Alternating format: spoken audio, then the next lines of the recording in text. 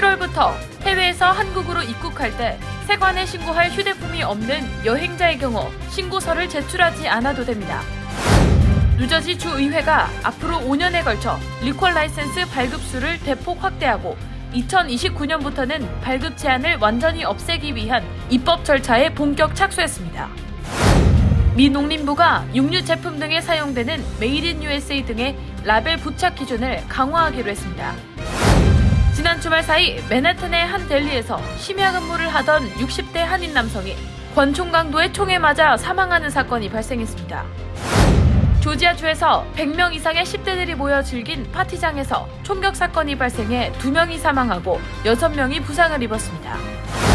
이란에서 10대 여학생들을 겨냥한 독극물 테러가 3개월째 지속되고 있어 전 세계가 주목하고 있습니다. 회복되지 못하고 있는 일부 피해 여학생은 사지가 마비되는 등의 증상을 보이고 있습니다.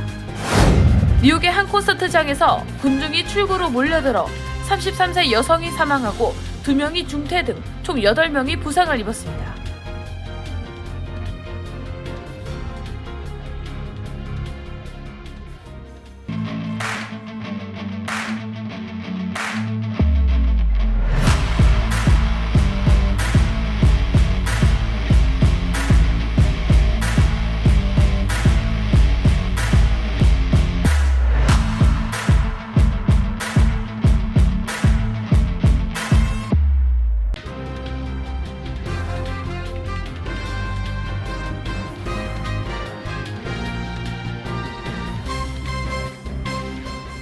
여러분 안녕하십니까?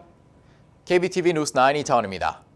오는 7월부터 미국 등 해외에서 한국에 입국할 때 세관에 신고할 휴대폰이 없는 여행자의 경우 신고서를 제출 안 해도 됩니다. 입국자 편의를 위해 신고할 물품이 있는 사람만 제출하는 것으로 제도가 개선됩니다. 오늘의 첫 번째 소식 전장희 기자가 전합니다. 한국관세청은 제3차 규제혁신 전략회의를 열고 디지털 관세 규제 혁신 방안을 발표했습니다. 발표에 따르면 올해 7월 중으로 여행자 휴대폰 신고서 작성 의무가 폐지됩니다. 수출, 투자 촉진, 국민 편의 제고 등을 위해 각 부처가 각종 규제를 적극 해소하겠다는 취지입니다. 현재 모든 입국 여행자는 면세 범위를 넘는 물품이 있는지, 총포류, 검역 대상 물품 등이 있는지 휴대폰 신고서를 작성해 세관에 내야 합니다. 그러나 현재 모든 입국자는 신고 대상 물품이 없는데도 신고서를 작성해야 해 불편을 겪고 있습니다. 세관 당국에 따르면 2019년 전체 입국자 4,356만 명 가운데 98.8%가 신고할 물품이 없는데도 신고서를 작성해야 했습니다. 같은 기간 외국인 입국자 1,655만 명 중 신고 대상 물품이 없는 입국자는 99.9%에 달했습니다.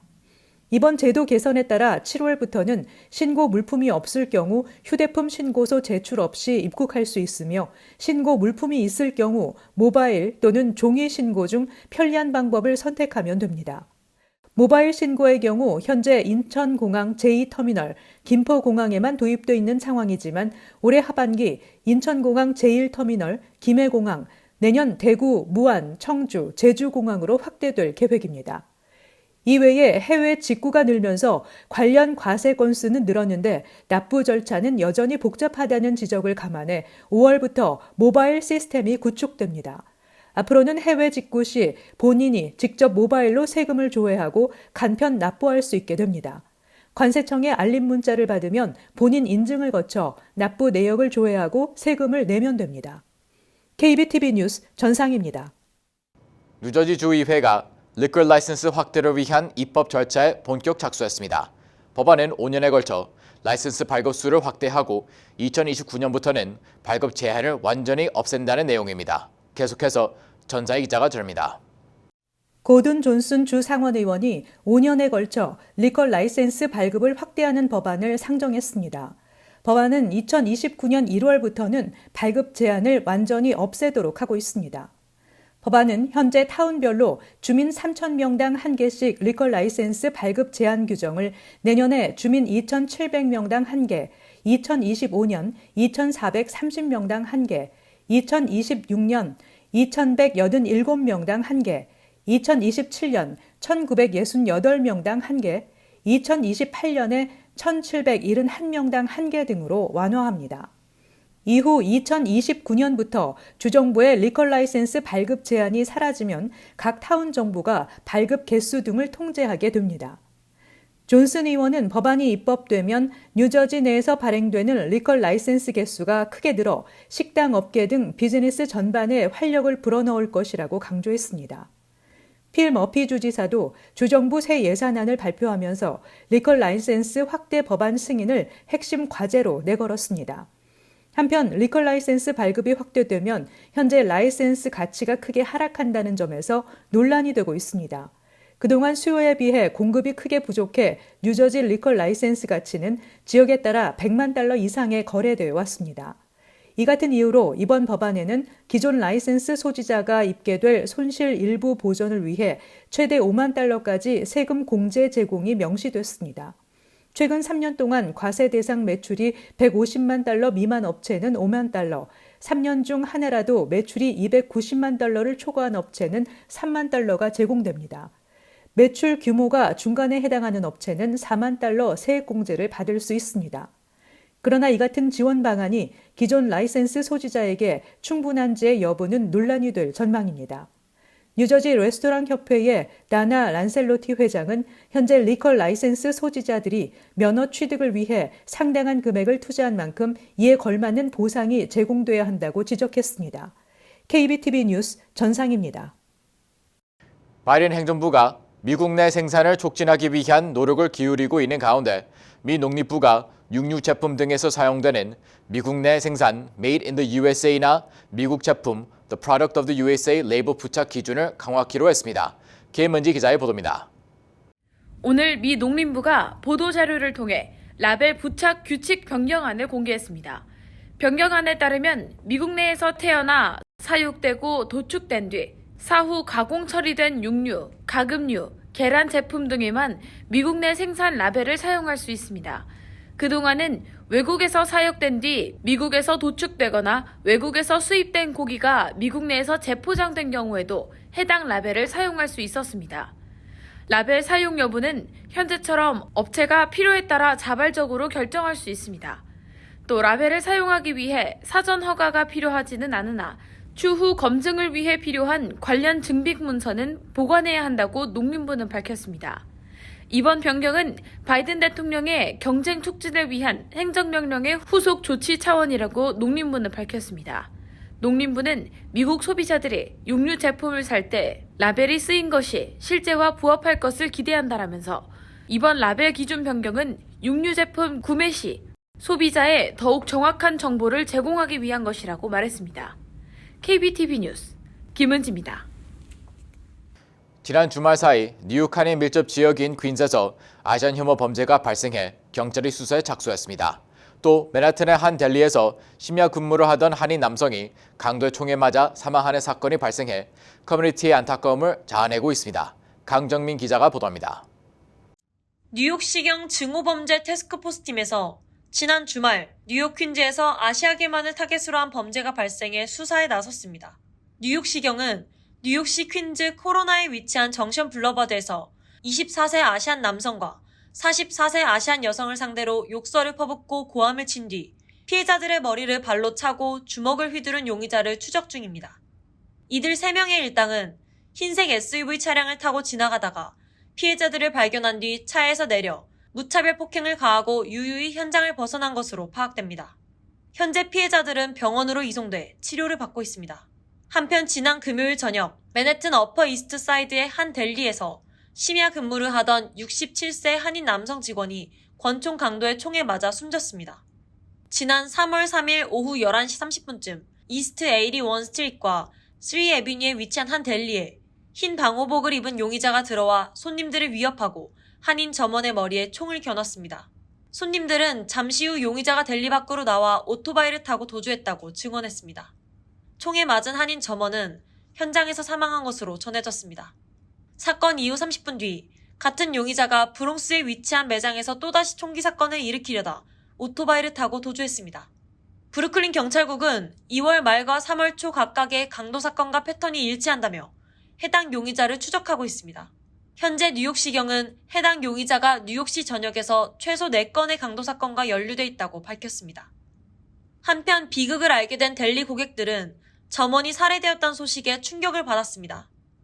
호세 오르테가는 매일 이곳에 와서 샌드위치와 커피를 사는데 그는 좋은 사람이었다. 가족들에게 애도를 전한다고 말했습니다.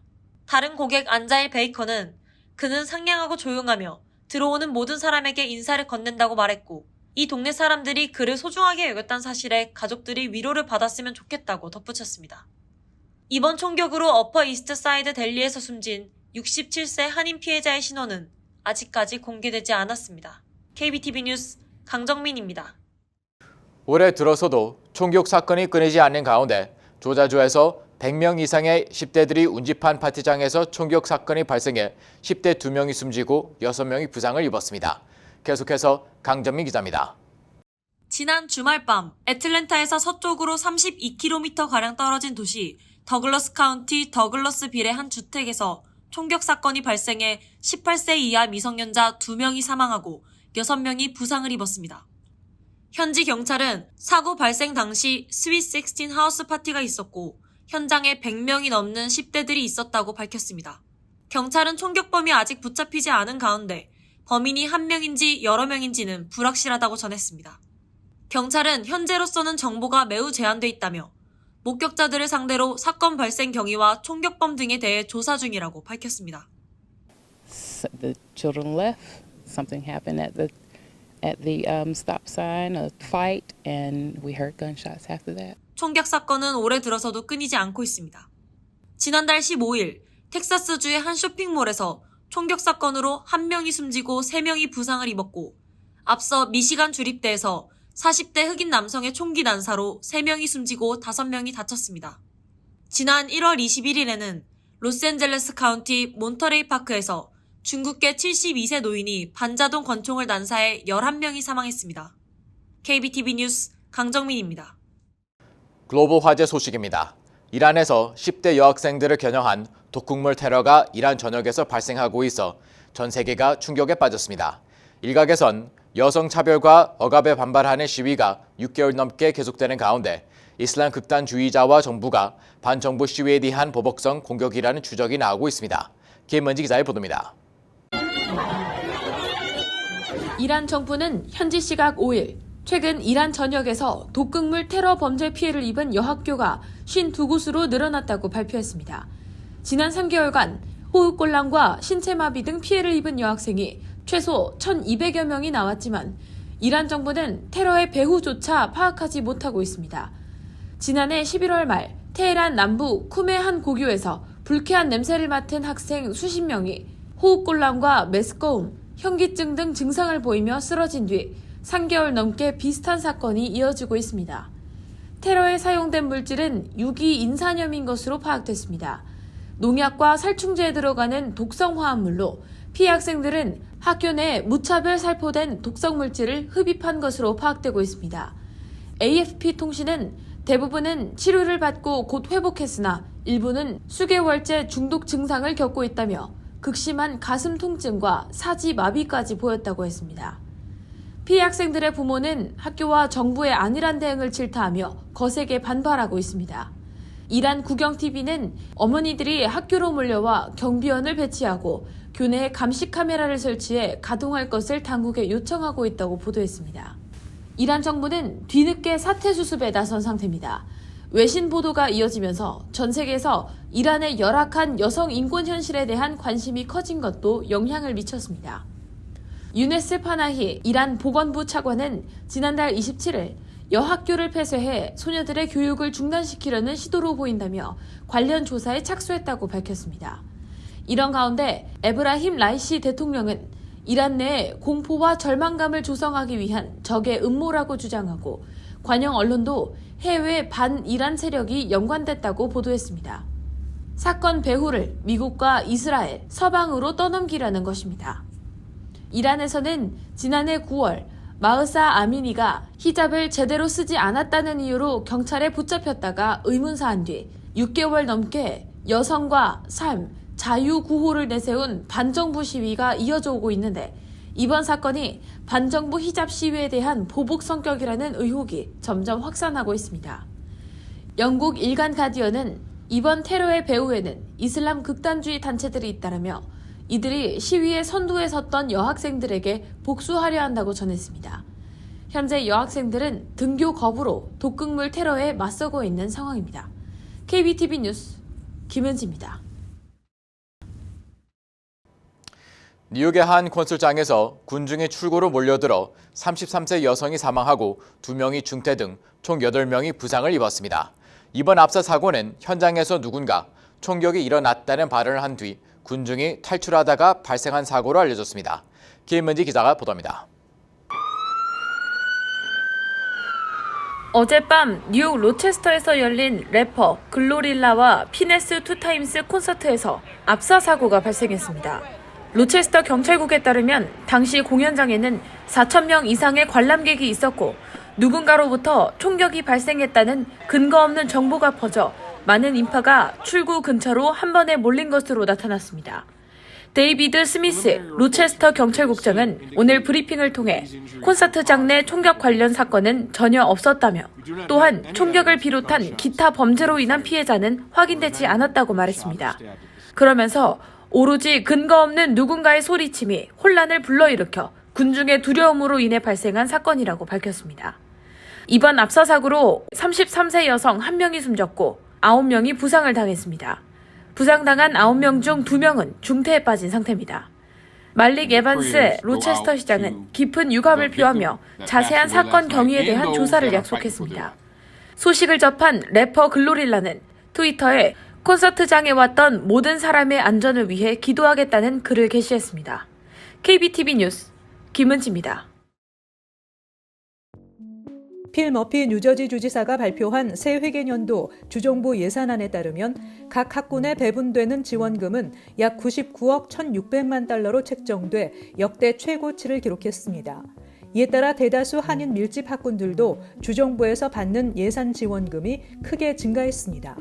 특히 리치필드 학군은 지원금이 492만 3,411달러로 책정돼 전년 대비 54.1%나 늘었습니다.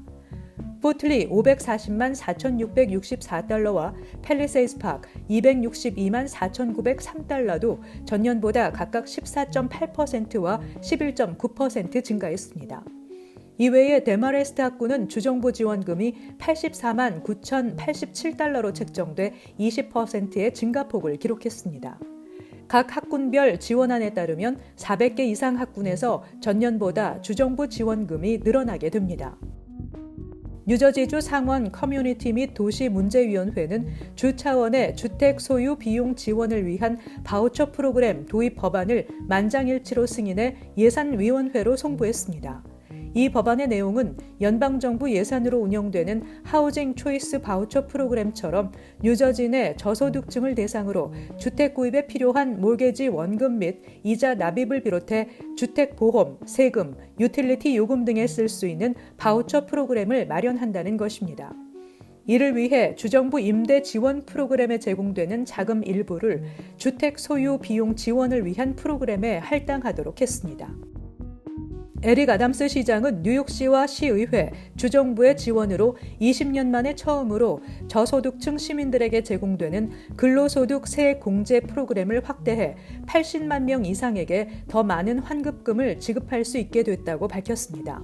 수혜 자격은 부부는 자녀가 있을 경우 2022년 연소득이 5만 9,187달러, 자녀가 없을 경우 2만 2,610달러이며 싱글은 자녀가 있을 경우 연소득이 5만 3,057달러, 자녀가 없을 경우 1만 6,480달러 이하입니다. 수령액은 연소득 14,750달러 이하 편부모로 자녀가 1명 있을 경우 현 187달러에서 933달러로 400%가 인상됩니다. 또한 연소득이 2만 5천 달러 이하 부부로 두 자녀가 있는 경우 현 308달러에서 925달러로 200% 증액됩니다. 한국문화원과 한국음악재단이 공동으로 개최한 한국 차세대 프리마돈나 소프라노 박혜상의 카네기홀 데뷔 공연이 500여 명의 관객들이 참석한 가운데 상억리에 개최됐습니다. 이번 공연에서는 특히 우효원 작곡가의 가시리와 아리아리랑 등 한국적 색채가 짙은 작품들이 세계에서 처음으로 초연돼 한국 고전음악 K-클래식의 위상을 드높이는 자리가 됐습니다. 박혜상은 1988년생으로 서울대 음대 성악과를 졸업하고 줄리어드 스쿨 석사과정과 전문 연주자 과정을 전액 장학생으로 마친 재원입니다. 잠시 후 커뮤니티 브리핑을 전해드립니다.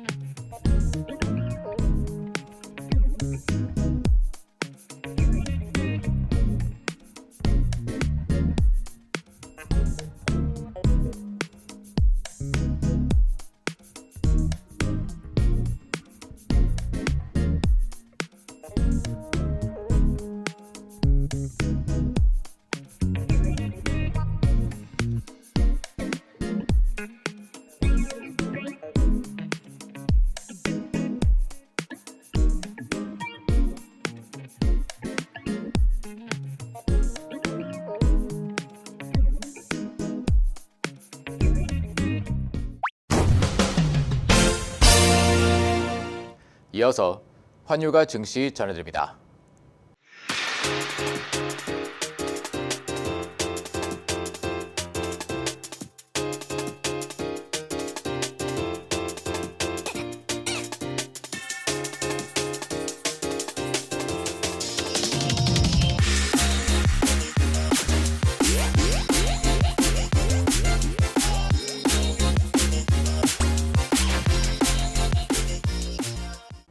잠시 후 뉴욕과 뉴저지 날씨 전해드립니다.